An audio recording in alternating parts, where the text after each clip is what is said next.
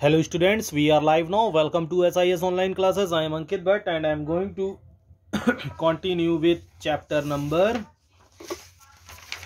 15 light. Okay, so start करते हैं बेटा. ठीक है, light travels in straight line जो आपका था वो उसको कर चुके थे और अब एक एक्टिविटीज के थ्रू समझेंगे इसी चीज को. To study that light travels along a straight line.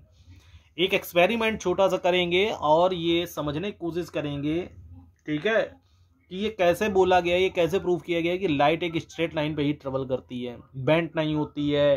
ठीक है, मींस यू शेप नहीं करके करती, कर्व शेप में नहीं चलती है, स्ट्रेट लाइन पे चलती है. ये कैसे प्रूव करेंगे? ठीक है, ये तो लाइन में लिख दिया गया ना, लेकिन ये प्रूविंग कैसे आई है, ये कैसे प्रूव करेंगे? ठीक है, how to you prove that a light travels in a straight line. ठीक है, सो ये आपका मेथड है lighted candle, straight pipe and bent pipe.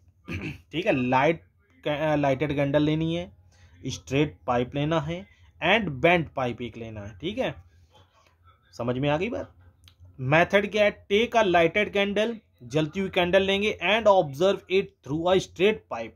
ठीक है, ये देखिए पाइप को एक ऐसे करके ऑब्जर्व करेंगे, देखेंगे उसको. ठीक है, now observe the lighted candle through the bent pipe. अब दूसरा स्टेप 2 में क्या करेंगे? इस स्ट्रेट पाइप को रख देंगे, दूसरा बेंट पाइप लेंगे और उसको देखेंगे.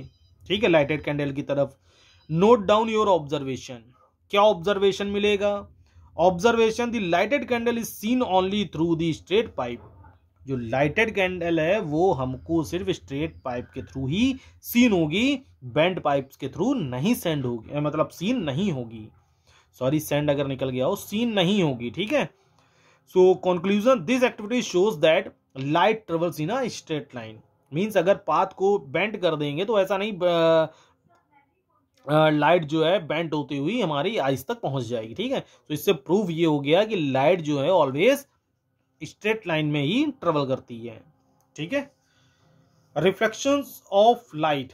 रिफ्लेक्शन ऑफ लाइट, रिफ्लेक्शन तो पता ही चल रहा होगा ना, किसी चीज को रिफ्लेक्ट करना, वापस चला जाना. ठीक है, so a ray of light travels from one optical medium to other. एक लाइट ट्रेवल्स जो होता है वो एक ऑप्टिकल मीडियम से दूसरे में क्या करता है? ट्रेवल करता है. व्हेन इट डज सो, ठीक है, द फॉलोइंग सिचुएशंस में अराइज. अगर ऐसा होगा तो फॉलोइंग सिचुएशंस क्या होंगी? अराइज होंगी. ठीक है, कैसी, कौन सी situations? The ray of light passes from the first optical medium. जब रे ऑफ लाइट पास की जाएगी फर्स्ट ऑप्टिकल मीडियम से, इंटर्स द सेकेंड ऑप्टिकल मीडियम. ठीक है, सेकेंड ऑप्टिकल मीडियम्स में एंटर करेगी, hits it and bounces back.